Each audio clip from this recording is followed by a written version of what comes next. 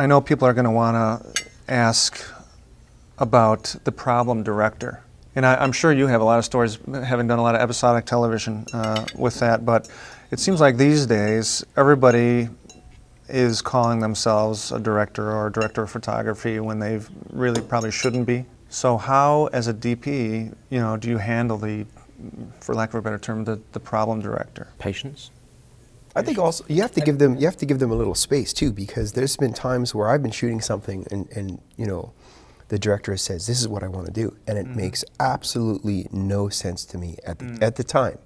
And you try to have a quiet conversation with him and say, okay, well, you're trying to imagine what he's trying to render out here.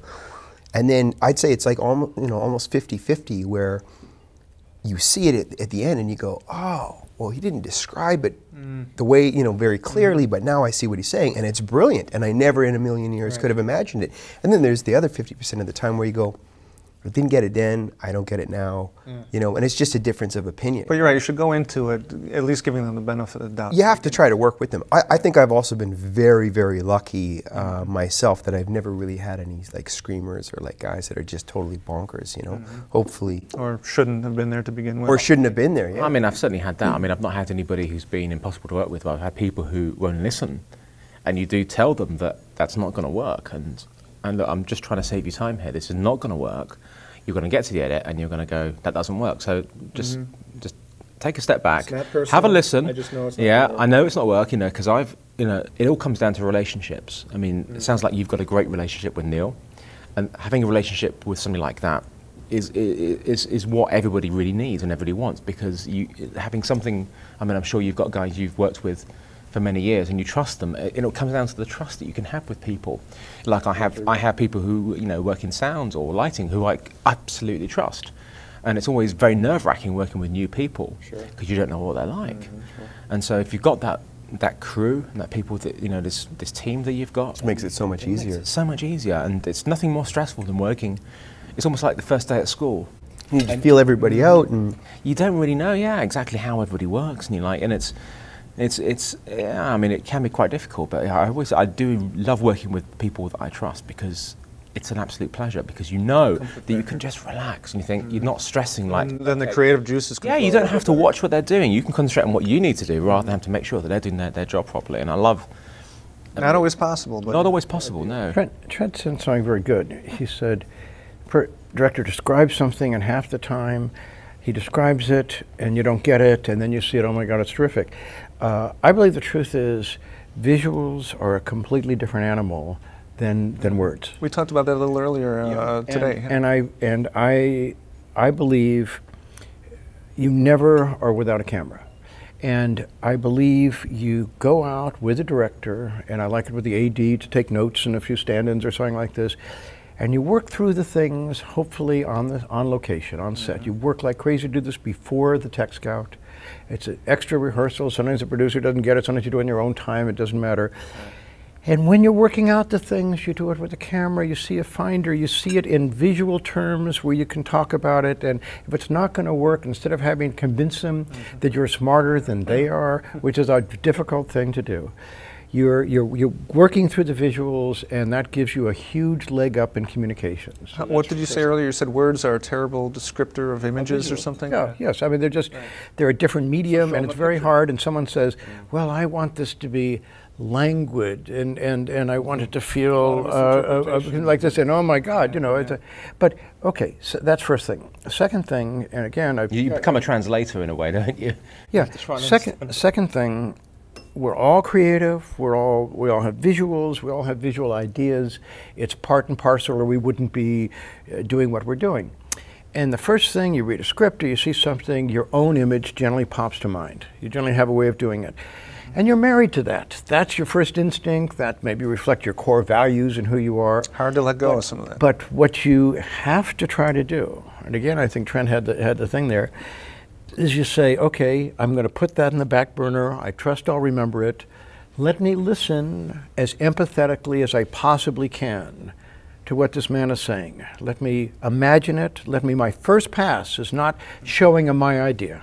My first pass is trying to understand his, as questions, put pictures and all that, and to solve this problem for the best case, giving the director's point of view. If you try that empathetically, if you listen well, if you show the director that you are working to understand him, then he will not feel that it's combative and that he's fighting you. It won't be a competition. It will relax the tension. I'm just talking when you don't already have trust. There are directors you can just say anything with, the trust already there. Then what you do is you say, okay, given that, I've got it, it's terrific, but couldn't you expand that with this or something? And sometimes it's a question if you set up a camera. I try to beat the director to the finder. I generally, the director's messing around with the actors in a blocking rehearsal or something, I try to get on the finder and set up, and I can show him my idea without ever being confrontational. He may say, I want the camera high on so-and-so and I've got it low, and I said, is this what you have in mind? And there's a principle of Aikido rather than karate. Karate, you're fighting force with force. Aikido is you take the opponent's force and you work with that and direct it. And I'm a believer, I'm not saying I'm the best at this. I can be into my own mind and all this, but at least the principles of taking the director and working with Aikido. And a lot of times, directors ask for a shot. I thought I had a better one. I set up the shot and said, is this what you had in mind? He said, oh yeah, that's perfect. So the idea is to try to avoid that. It also shows it because you're at a visual level, so it gets around that translation issue that you're talking about. If it likes it, he doesn't have to lose any face. Yeah. He can say, yes, that's exactly, good boy, you did just what I asked.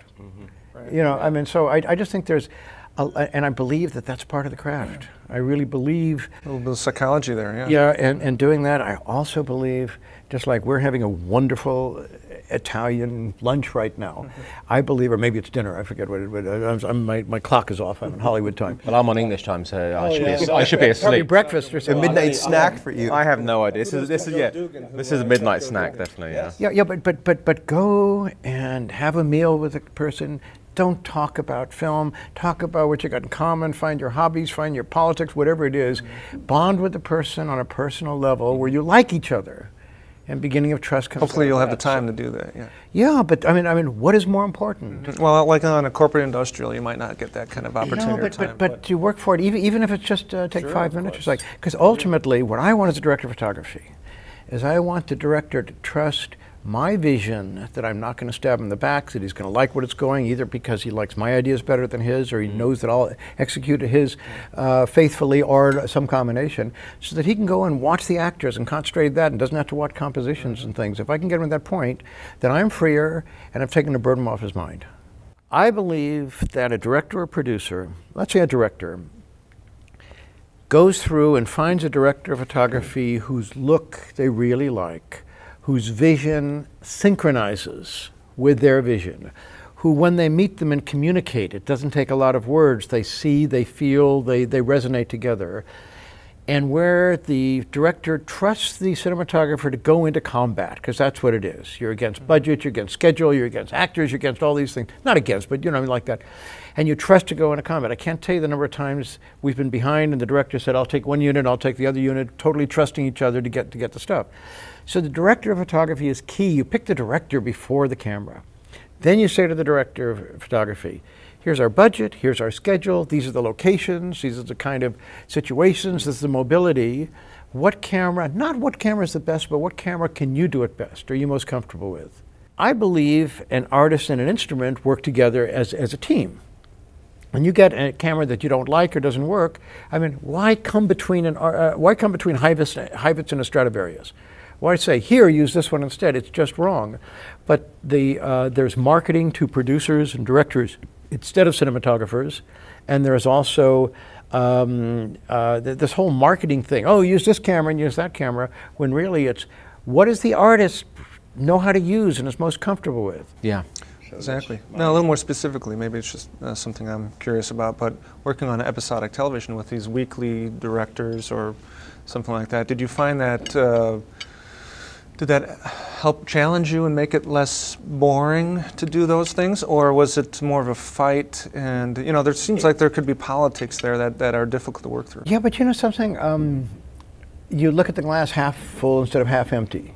You know, again, instead of saying, this is my turf, I'm here every week and all that, you really, I mean, the idea of empathy, you listen, and you listen for the best things and say, oh, that's great, that's a great idea, we haven't done that.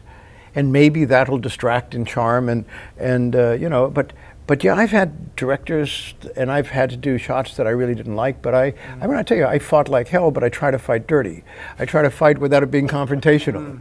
You know, I try to fight with a little humor, a little charm, a little, and I've even had a director that would come in, and he would look at it under the work lights and say, oh, that looks good to me, let's shoot. And we put pretty girls in to distract him. We got him talking about what he liked to do and all this, and we did the things. I mean, the truth of the matter is, if you're passionate about your images, there is nothing you will do not to do it. But frontal confrontation with the guy who outranks you, the director, is probably not the way to do it. And you try to be clever and devious and do it other ways. Okay. I don't know if this is appropriate time, but I did want to comment between the conflict between collaborative work and individual work. An individual painter, an individual photographer, an individual composer, a writer, you write something, it's from your heart, it's your vision, it's personal, and you get a chance to do that. I also make little personal films. A lot of times they're just stills put together with classical music or something, but I love that. It's totally free. But there's another thing that's different from that, which is collaborative art. And when you, with whatever skills you have as a visual director of photography, work with a director that is a gifted storyteller, that is good getting things out of actors, work with actors, work with specialists, like the camera system we're talking about that can visual everything in their head, then you can get a collective piece of work that's much, much bigger, much better than anything you do yourself. And there is a certain joy in collaborating and lending your talents. It's a more modest joy than saying, I'm the author of this. But it can be a very fulfilling joy. Well, there's a high in that teamwork, too. Yeah, and because you look at the work and, oh my God, it's greater than any of us. And there's something very gratifying about that. So I don't say one is better than the other. No, I mean, working in a team is a great experience. I mean, if you work on your own, it's fun and you get to have that control. Working in a team and bouncing ideas off of each other, that's you really get a buzz out of that. Yeah. Especially, and my favorite directors are empowerers. My favorite directors are directors who somehow, without losing any of their own stuff, says, I mean, one director said, Bob, are you trying to make a masterpiece on episodic television? And that's code for, come on, cut it out, you can't do that. And I honestly answered him yes, and he said, great, don't let me or anybody else stop you. And he proceeded to empower me, feed me, trying so I could have my masterpiece as he was directing actors and doing things like that. When you get that generosity, and you try to be there with your crew, you try to empower your operator and your gaffer and your Bring out their talents. Exactly. So when you get this generosity, everybody's trying to empower everybody else. It's a love fest, and man, that's a high.